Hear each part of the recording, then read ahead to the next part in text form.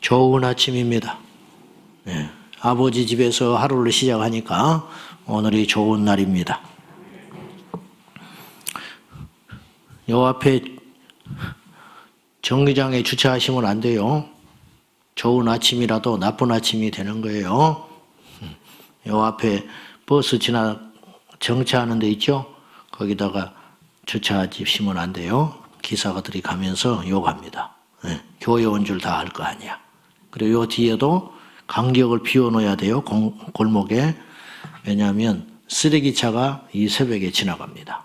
그러니까 차 대실 때 이 앞뒤 골목을 잘 조금만 신경 쓰시면, 조금만 여러분이 불편하시면 여러 사람이 편합니다. 그러니까 그걸 주의해서 주차를 좀 잘 하세요.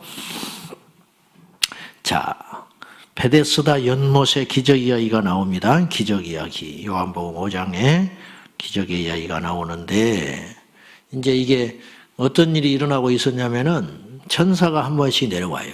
천사가 한 번씩 내려오는데, 천사가 내려오면 연못이 막 이렇게 요동치는 거예요. 그러면 어떤 병이 걸렸든지, 어떤 중환병이 걸렸든지 딱 한 사람만 그 천사가 다녀간 다음에 그 연못에 들어가면 고침을 받는다, 이 말이에요. 이런 일이 있다, 이 말입니다. 근데 이게 전설인가? 흔히 이런 이야기들은 전설의 이야기잖아요. 그런데 이것이 꼭 전설이 아닌 것 같아요. 그 이유가 뭐냐면 천사는 실제하거든요.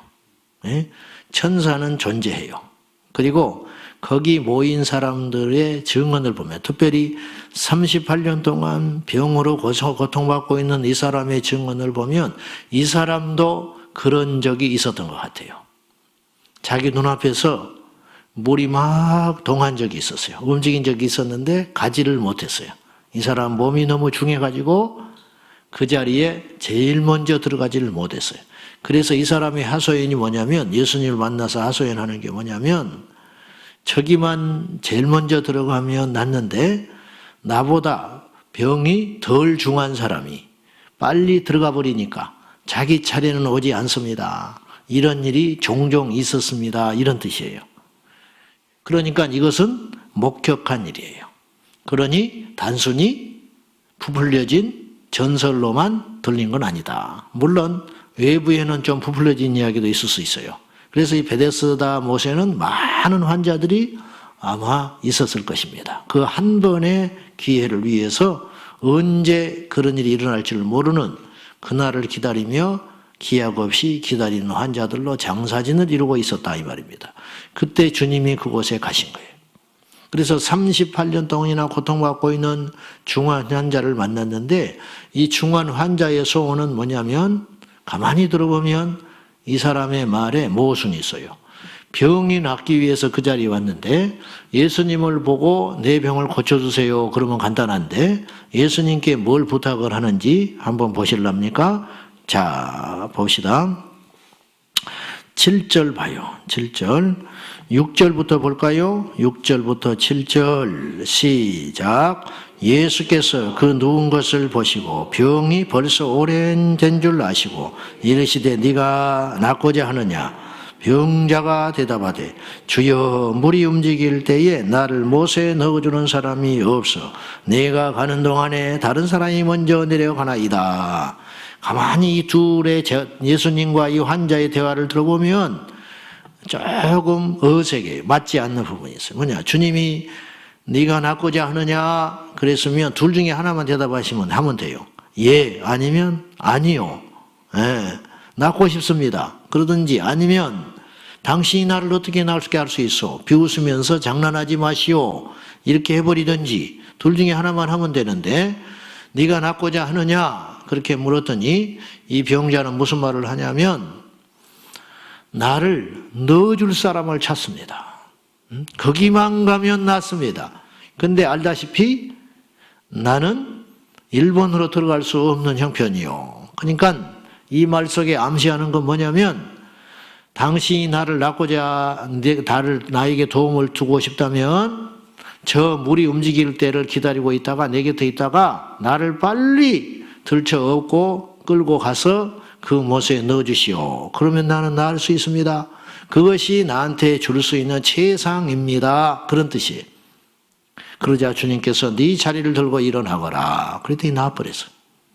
자, 여러분, 이 환자가 어떻게 이렇게 반응을 보였는가? 믿음이 없었기 때문에. 자기 앞에 있는 분이 어떤 분인 줄 모르니까 낫고 싶습니다. 주님, 그래버리면 간단한데 그걸 못하고 더 믿음이 없으니까 자기가 원하고 구하는 것은 최상의 것은 뭐냐면 저기에 넣어주는 것, 그것이 최고다 이 말이에요. 우리가 꼭 그와 같아요. 우리 하나님은 우리에게 정말로 놀라운 걸 갖고 계세요. 더 큰 걸 준비하고 계십니다. 그런데 우리가 구하는 건 그걸 모르는 거예요. 그 믿음이 없어요.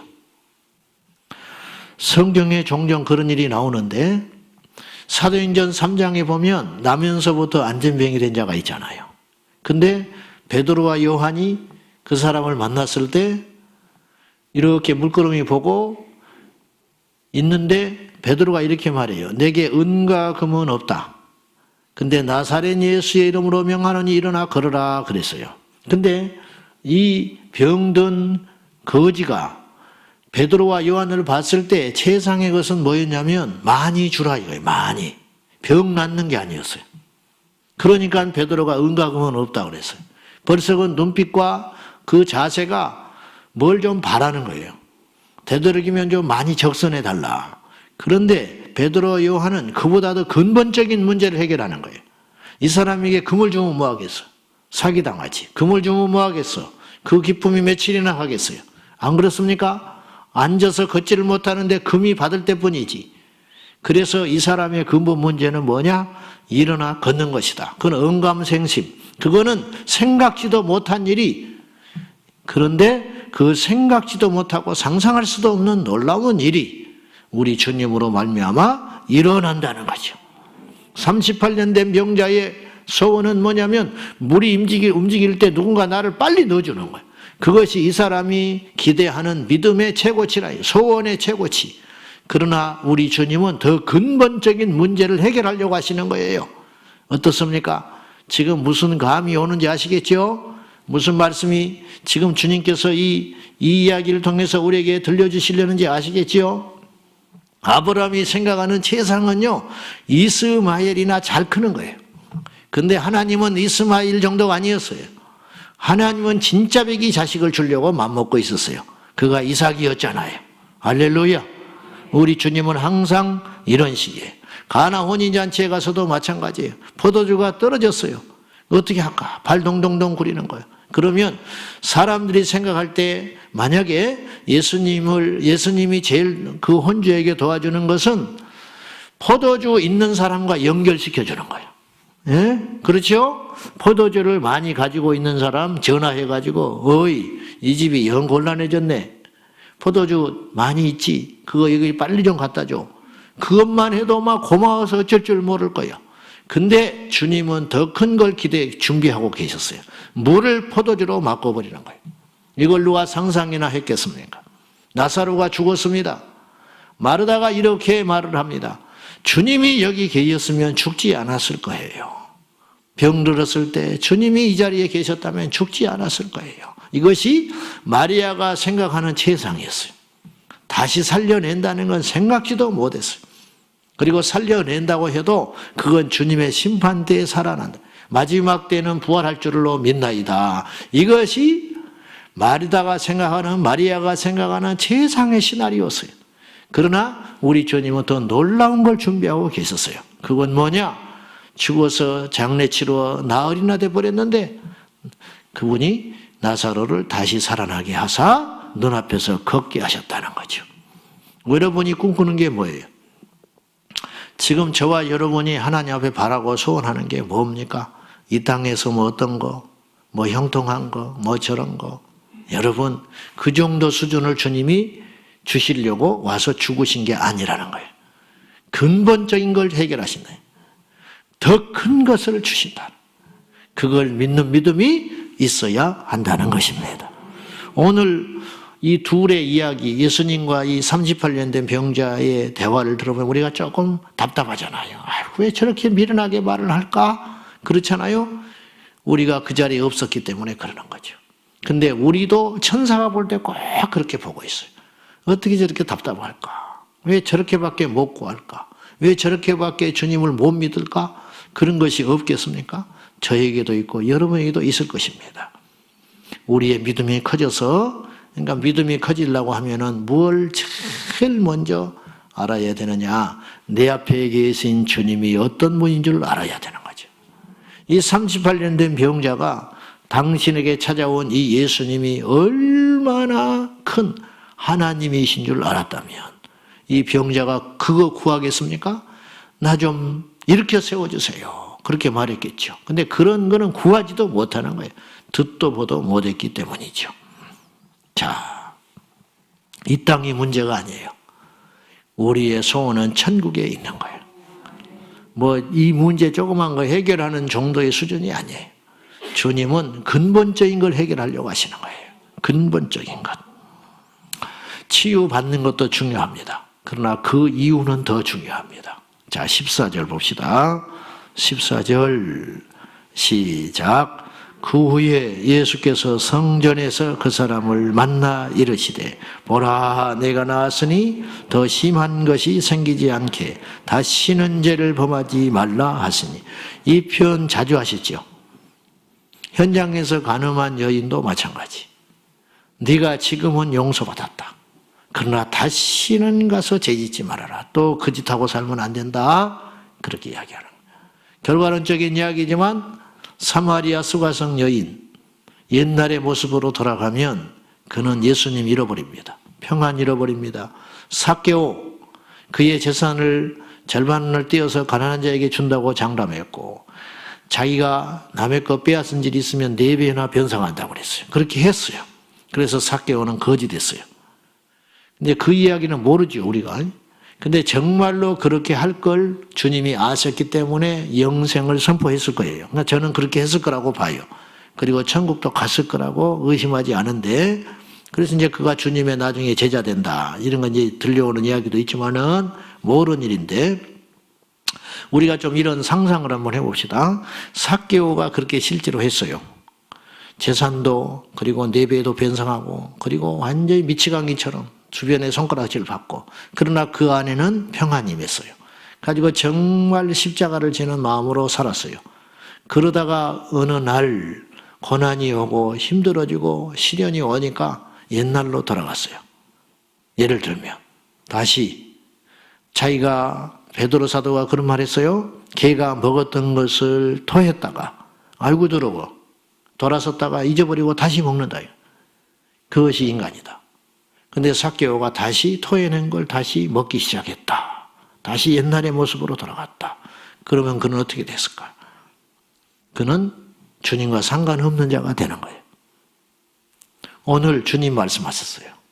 네가 38년 동안이나 병으로 누워있다가 일어나는 기적을, 그 기적이 중요한 게 아니고 하나님의 살아계신 아들 예수님을 만났다는 게 중요한 것인데, 그렇지만 네가 더 심한 것이 생기지 않도록 네 자신을 이제부터 엄격하게 잘 다스리지 않으면 너는 옛날의 모습으로 돌아간다.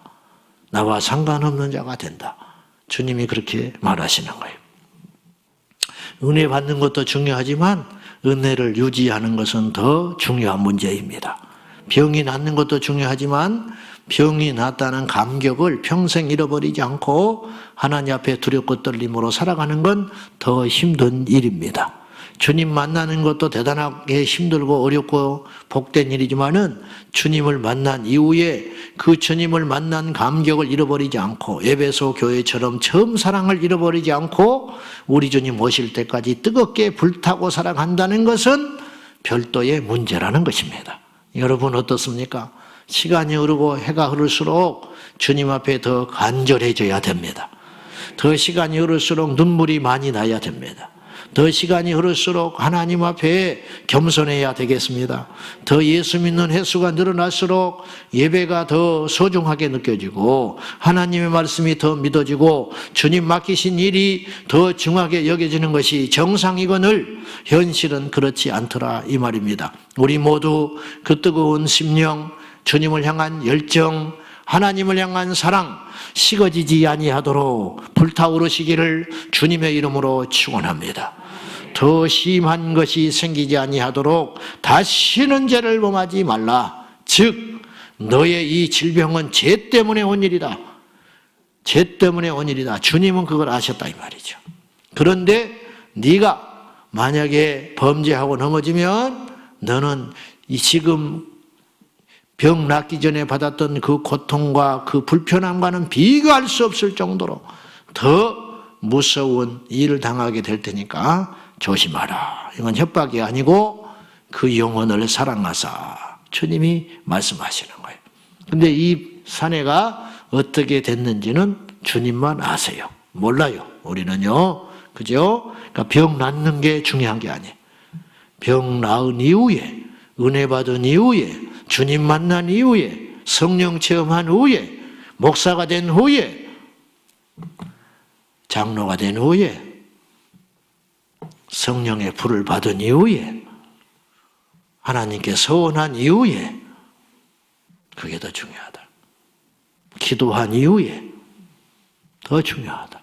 그런 말이에요. 명심하고 살아야 하겠습니다. 우리 주님은 심판의 주님으로 오십니다. 그래서 이제 오늘 중요한 말씀들이 참 많습니다. 이거 다 금쪽 같은 말씀들인데 시간이 없으니까 여러분 다 읽어보시고요. 22절 봐요. 자, 22절.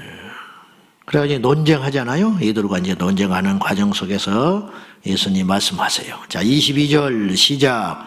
아버지께서 아무도 심판하지 아니하시고 심판을 다 아들에게 맡기셨으니. 자, 심판을 주님이 다 맡기셨다. 25절 시작. 진실로 진실로 너에게 이르노니 죽은 자들이 하나님의 아들의 음성을 들을 때가 오나니 곧 이때라. 듣는 자는 살아나리라. 근데 이들이 예수님 만나도 살아나지 않았잖아요. 나사로가 살아난 것, 이제 그건 한 케이스인데 주님 말씀하시는 건 뭐냐면 영원히 살아난다. 우리가 주님을 보지 못했습니다. 그러나 주의 음성을 들으면 살아납니다. 여기서 주의 음성을 듣는다는 말은 뭘 전제로 하냐면 믿으면, 주님을 믿고 그의 음성을 진실로 들으면 영원히 살아나는데 어떻게 살아나느냐. 24절 시작. 내가 진실로 진실로 너희에게 이르노니 내 말을 듣고 또 나 보내신 이를 믿는 자는 영생을 얻었고 심판에 이르지 아니하나니 사망에서 생명으로 옮겼느니라. 이건 완로형이라 그랬어요. 제가 몇 번 말씀드렸어요. 주를 믿는 자는 내 말을 듣고 주의 말씀을 듣고 주님을 보내신 하나님을 믿는 자는 영생을 얻었고, 지금 영생 얻은 거예요. 할렐루야. 얻었으니까 영생 얻은 채로 천국 가는 거예요. 시민권을 지금 얻는 거지 죽은 다음에 하나님 앞에 가서 얻는 게 아니에요. 지금 얻었기 때문에 어디를 가요? 천국 가는 거예요. 논리적으로 맞지요? 지금 표가 있어야 열차 타는 거예요. 열차 타서 표 못 구해요. 아시겠습니까? 로또 복권이 당첨돼야 가서 돈 받는 거예요. 가서 돈을 무조건 주라 하면 안 돼요. 천국 가서 나는 천국 시민 됐으니까 보내주세요. 그게 아니에요. 이 땅에서 이미 신분은 확보한 상태로 살아간다 이 말이에요. 신분은 확보했지만 여전히 가난해. 신분은 확보했지만 여전히 병이 있을 수 있어요. 신분은 확보했지만은 여전히 내 삶의 고난의 시간들은 언제인지는 모르지만 주님 오실 때까지 갑니다. 근데 그것조차도 감사한 이유는 뭐냐면 하나님께서 다 아시고 우리에게 주신 것이니까. 이 천국의 티켓을 빼앗기지 않는 것이라면 네가 조금 더 불편하고 어려운 것이 낫겠다. 네가 부자 돼서 교만하여 나 잃어버리는 것보다 조금 삶에서 불편하고 힘들어도 네가 고난 가운데 있어도 그것 때문에 나를 기억하고 기도하고 예배하고 말씀을 듣고 애통하며 겸손히 살아갈 수 있다면 차라리 그것이 낫겠다. 그건 누가 판단하시는 거예요? 우리 주님이 판단하시는 거예요. 그러니까 우리는 속상하지요. 우리는 이해가 안 되지요. 우리는 힘들지요. 여러분, 자식도 부모의 마음을 모르는 거예요. 그래요, 안 그래요? 그래서 맨날 짜증내. 군대 간 신참도 고참의 마음을 모르는 거예요. 왜 이렇게 이런 거 가지고 이렇게 힘들고 고통스럽게 하는가? 뭔 필요도 없는 훈련을 이렇게 시키는가? 이 구덩이는 뭐하러 파라고 그래? 곧 매울 걸. 막 그런 불평을 해요. 근데 고참이 되면 눈이 열리고 알게 된다 이 말이에요. 하물며 불완전한 인간도 그런 것들을 다 아는데 완전하신 하나님이 우리를 모를까 보느냐? 그렇지 않다는 거죠.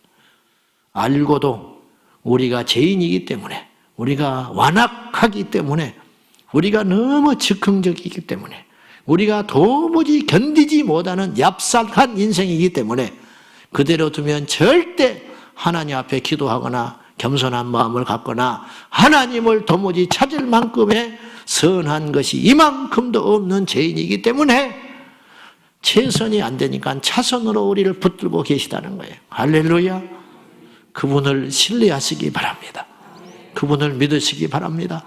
맞춤식으로 우리에게 꽉꽉꽉 끈을 붙들어 놔가지고 어떤 사람은 2번 돌려놓고 어떤 사람은 1번만 돌려놓고 어떤 사람은 돌려가지고 아예 그냥 본드를 칠해가지고 못에다가 박아버려.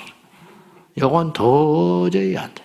요거는 한 3년만 묶어놓으면 괜찮다. 그래서 3년 만에 풀려나. 요거는 안 돼. 죽을 때까지 이거 갖고 있어야 돼. 그래서 바울에게도 가시를 넣어줬어. 너는 안 돼. 너 가시 뽑아주면 너 나 안 찾아. 너 가시 뽑아주면 지금같이 기도 안 해. 너 가시 안 뽑아주면 지금처럼 복음 안 전해. 너 가시 뽑아주면 지금처럼 네가 나를 의지하지 않아. 그러니까 내가 너에게 가시 하나는 팍 박아둔 거야. 아플 때마다 너 나 찾잖아. 아플 때마다 너 나 아무것도 아니구나 생각하는구나. 맞아. 아플 때마다 아이고 주여 그래요 내 생각하잖아. 그래. 그래서 네가 유익한 거야.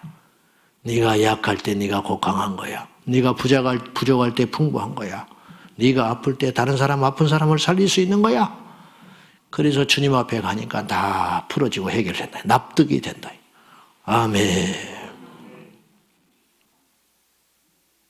주님이 심판주로 오신다고 그랬죠? 아버지가 심판하시지 않는다고 그랬어요. 그분이지만 하나님 아들 어린 양 예수께서 심판하신다고 그랬어요. 그 심판하신다는 내용이 어디가 있느냐? 바로 요한계시록에 있습니다. 찾아봅시다. 요한계시록 20장 11절로 15절 읽고 마치겠습니다. 그러니까 성경은 앞뒤가 딱딱 맞는 책이에요. 심판하신다고 그랬으니까 심판하시는 거예요.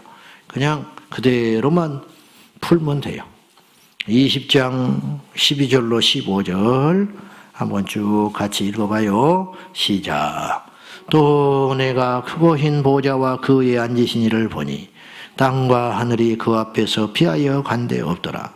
또 내가 보니 죽은 자들이 큰 자나 작은 자나 그 보좌 앞에 서 있는데 책들이 펴있고 또 다른 책이 펴졌으니 곧 생명책이라. 죽은 자들이 자기 행위를 따라 책들에 기록된 대로 심판을 받은 바다가 그 가운데에서 죽은 자들을 내주고 또 사망과 음부도 그 가운데서 죽은 자들을 내주매 각 사람이 자기 행위대로 심판을 받고 사망과 음부도 불못에 던져지니 이것은 둘째 사망 곧 불못이라.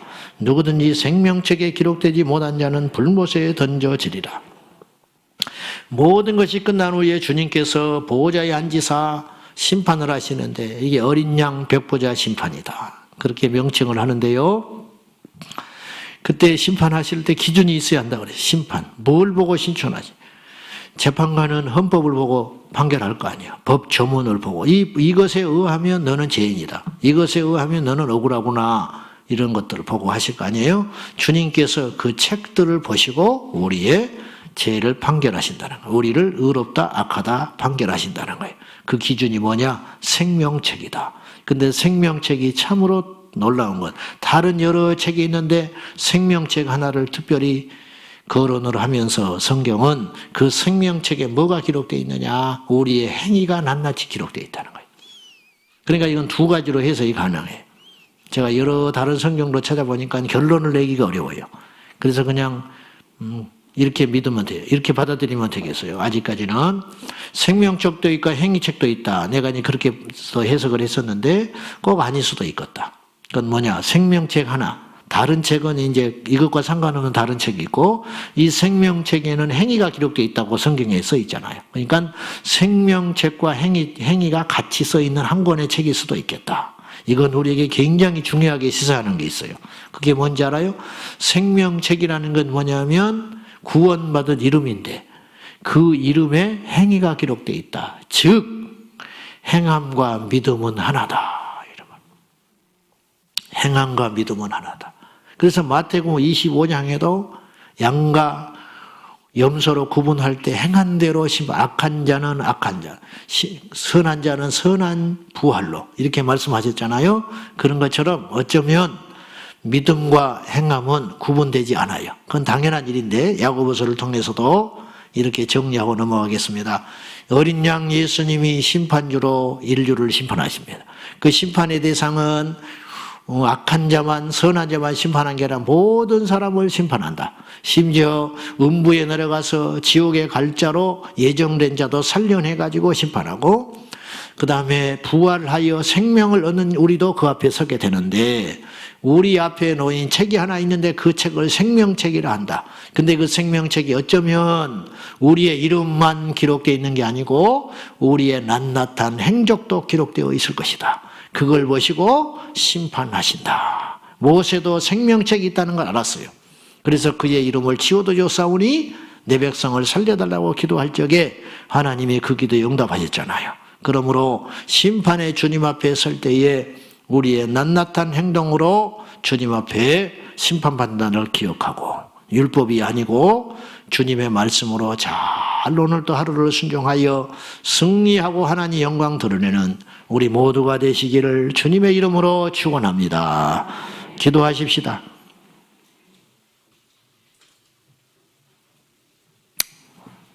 율법과 예수님은 상관이 없는 게 아니에요. 그 주님 말씀하시기를 모세가 너희를 심판할 거다 그랬어요.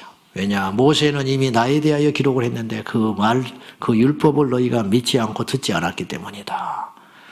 그래서 유대인과 바리새인들이 어설퍼서 주님을 포기한 겁니다. 믿지 못한 겁니다. 진짜 백인은 주님을 알아봤습니다. 오늘 이 시간에 주여, 우리가 38년 된 병자처럼 어리석게 주님께 구하는 것이 무엇입니까? 주님은 더 큰 거, 더 근본적인 거, 더 본질적인 걸 주시려고 하니 눈 떠져서 그거 보게 하여 주십시오. 오늘의 고통과 오늘의 고난을 주님께 원망하는 것이 아니라 더 큰 것을, 더 귀한 것을, 더 완전한 것을 준비하시는 주님을 보게 하여 주십시오. 다 같이 눈 떠달라고 기도하겠습니다. 살아계신 하나님 아버지, 오늘 또 영의 눈 뜨게 하여 주시사 심판의 주님, 십자가에 달리신 주님, 나를 위해서 가장 좋은 것을 준비하고 계시는 그 주님 앞에 나아갈 수 있게 도와주십시오. 영광과 존귀와 찬송을 받으시사 아버지 하나님 눈 떠지게 하소서. 38년 된 병자가 아버지 하나님 앞에 이것을 구합니다. 저 물이 움직일 때 나를 제일 먼저 데려갈 자를 구합니다. 어리석게도 그걸 구하였습니다. 네가 낫고자 하느냐 했음에도 불구하고 낫고 싶습니다. 일으켜 세워주세요. 기도하는 것이 아니라 예수님이 누군지를 몰랐기 때문에 물속에 집어넣어 달라고 사정을 했나이다. 주여, 우리가 그리할까 싶습니다. 주님은 우리에게 천국을 주신다고 했는데 우리는 이 땅의 것을 구하고 있지 않는지, 주님은 우리에게 영원을 주신다고 했는데 우리는 한순간을 구하고 있지 않는지, 아버지 하나님 눈 떠져서 주님을 보게 해주세요. 주님의 선하신 것을 보게 해주세요. 주님께서 행하시는 일을 보게 해주세요. 우리에게 고난을 위장한 근본적인 복, 고난을 위장한 천국, 고통을 위장한 하나님의 나라의 놀라운 선물을 준비하고 계시는 것을 우리가 보게 하여 주시고 듣게 하시고 알게 하여 주시옵소서. 오늘도 주님 앞에 의로운 하루가 되게 하시고 더 심한 것이 생기지 아니하도록, 범죄하거나 넘어지지 아니하도록 붙잡아 주시옵소서. 살아계신 하나님 아버지 감사합니다. 오늘도 38년 된 병자처럼 무지하고 어리석고 눈앞에 보이는 것만 구하는 저희들, 영의 눈 뜨게 해주시사 예수님 보게 하여 주시옵소서. 내 앞에 주님이 서 계시는데 주님은 보지 못하고 그 주님 저편에 있는 문제만 보고 있으니 용서하여 주소서. 믿음 없는 우리를 용서하소서. 네가 낫고자 하느냐 물으실 때 낫고자 하나이다 해야 하는데 물에 넣어줄 자를 찾나이다 말하는 어리석은 우리를 불쌍히 여겨 주시사 아버지, 오늘의 이 고난과 오늘의 이 시련과 오늘의 이 연단까지도 하나님께서 지고 계시는 복의 통로임을 보게 하시고 믿게 하여 주소서. 오늘 주님 안에 살기 원합니다. 오늘 또 주님의 손잡고 살기 원합니다. 오늘 또 주님 보기를 원합니다. 예수님의 이름으로 간절히 기도하옵나이다. 아멘. 주여, 주여, 주여. 살아계신 아버지, 우리를 도와주세요. 우리의 눈이 떠지게 해주세요. 우리 영혼이 주님을 보게 해주세요.